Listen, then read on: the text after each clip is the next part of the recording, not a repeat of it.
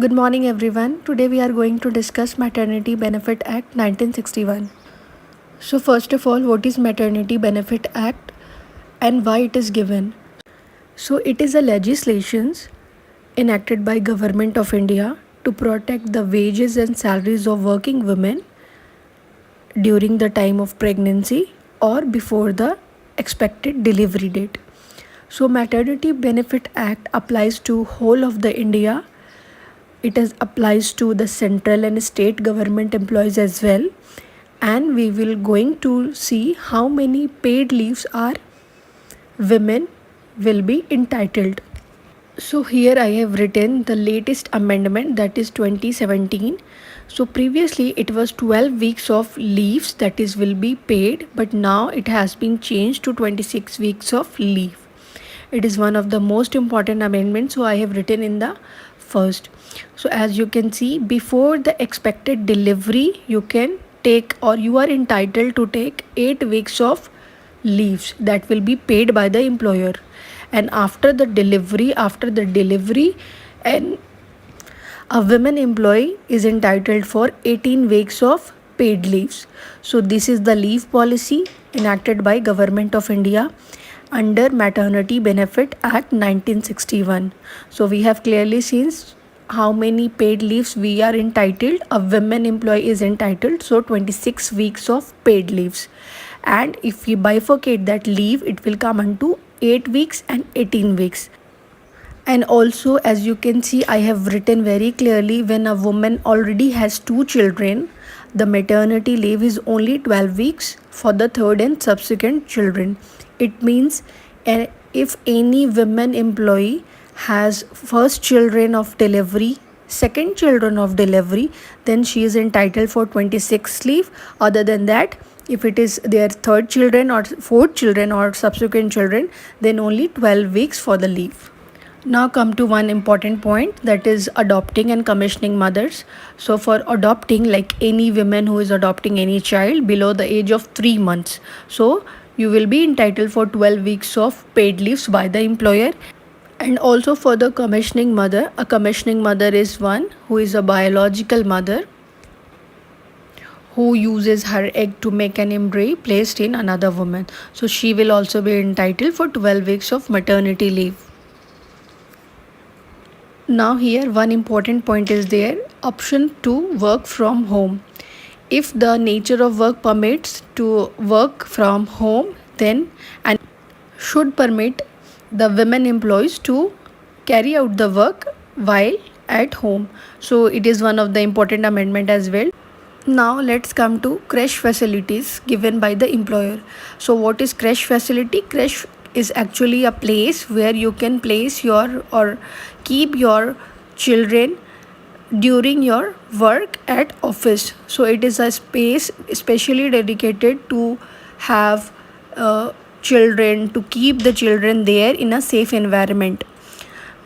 So according to the 2017 amendment, where 50 or more employees are there, mother employer should provide a crèche facility. And if you look up to certain other labor legislations, you will find that crèche facilities are available under Factories Act as well, where 30 or more employees are employed, and under Mines Act as well, where 50 or more employees are there. And government has also make it mandatory under Maternity Benefit Act as well to have a crèche facility where the women employees can place or take their child there. So how many times a mother can visit in a day? So 4 times in a day mother can go there and see their child and nurture and feed their child as well. So it is a facility given by the employer. Now come to some of the few pointers, like I have written, all pregnant women is entitled for 26 weeks of paid leaves, and before delivery 8 weeks, after delivery 18 weeks, and if it is their third child 12 weeks only, and if there is a miscarriage or medical termination of pregnancy, then 6 weeks will be given by the employer as a paid leave. Adopting and commissioning mothers, 12 weeks entitlement. So these are the few paid leaves which you need to remember for your respective examination point of view. Now let's come to some other thing, like maternity leaves applies to women working in public and private sector as well. So as you can see, government has mandated this to public and private sector employees both. and does not employed where less than 10 employees are working in any establishment. So where the number of employees is very less, like a 10 or less than 10, then this act will not be applied to that establishment or organization. And now comes to the eligibility part. Who are the women who will be entitled for this maternity benefit act? So a woman must have worked at least 80 days in the preceding 12 months. So any woman who has worked in the prior 12 months, like prior year 80 days, so those women will be entitled for maternity benefit act and they can request the same. So this is some of the essential points which I have mentioned. Now come to maternity leave rules. Employer must pay full salary. Salary calculation, how we are going to calculate the salary, actual salary or daily wages in 3 months. And number 2, employer should not employ a woman during 6 weeks immediately following her delivery or miscarriage. Like after the delivery, post delivery, 6 weeks, if the employee is willing herself, she should not come to the office, and the employer should not employ to the normal working. Number 3, employer must not give difficult task or long working hours 10 weeks before expected delivery. So government has mandated this point as well and highlighted this, like before the delivery, prior to the delivery of child. So employer should not put any difficult task to the employees so that their difficulty level will be less. 10 weeks before expected delivery. I would like to tell one more thing, that whenever I am using any employee term, it is only referring to women employees. Now come to the leave application part, and give notice in writing with date to the employer.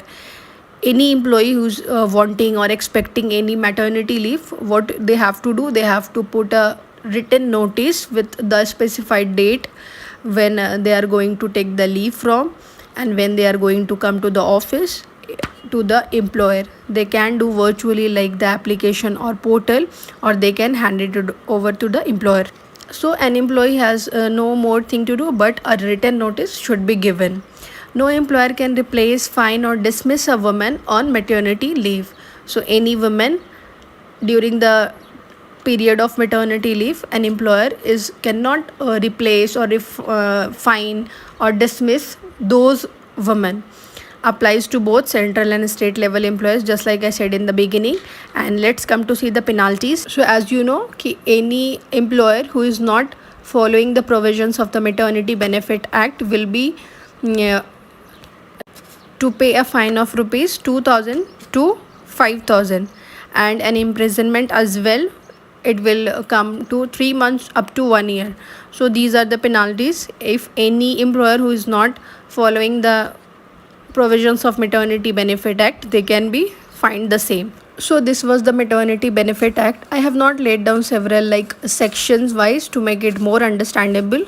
I hope it is clear. Thank you for watching.